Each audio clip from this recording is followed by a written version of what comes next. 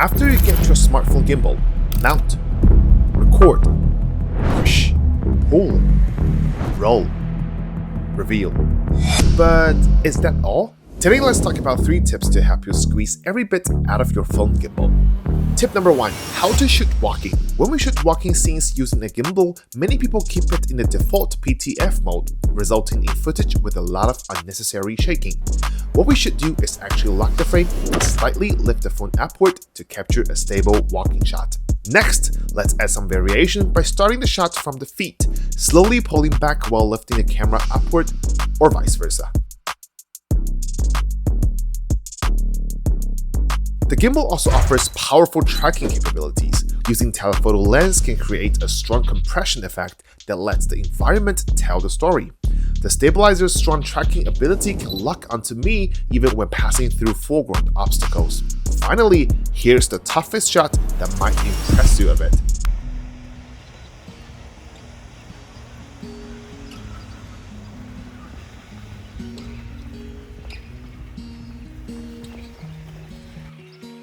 It's called wide, close, wide. First, set the gimbal to PTF mode. On my Osmo Mobile 8P, you can switch modes with a tap on the screen or even control it remotely. The wide, close, wide technique starts with a wide shot. As the subject gradually enters the frame, I slowly move closer to the camera, walk away, ending on another wide shot. Tip number 2, make the frame rotate. Simple orbit shots can be pretty boring. Instead, lower the camera and tilt it slightly upward. Have your subject turn their head or spin in the opposition direction of the camera movement. Speeding up the camera's orbit can add stronger emotions.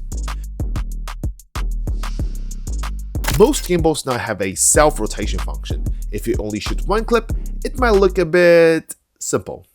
But if you shoot 5 different takes and edit them together seamlessly, the result turns out to be amazing. Tip number 3, flip your gimbal. Many impactful shots are taken from a low angle. They allow for more dynamic changes and, importantly, makes me look skinnier.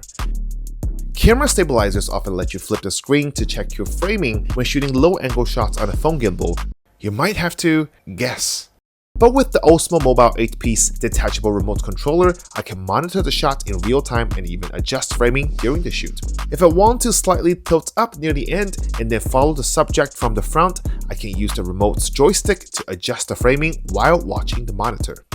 Using your phone gimbal well is not about how many moves you know, it's all about planning everything out. When every shot looks great, trust me, your editing software just won't let you down.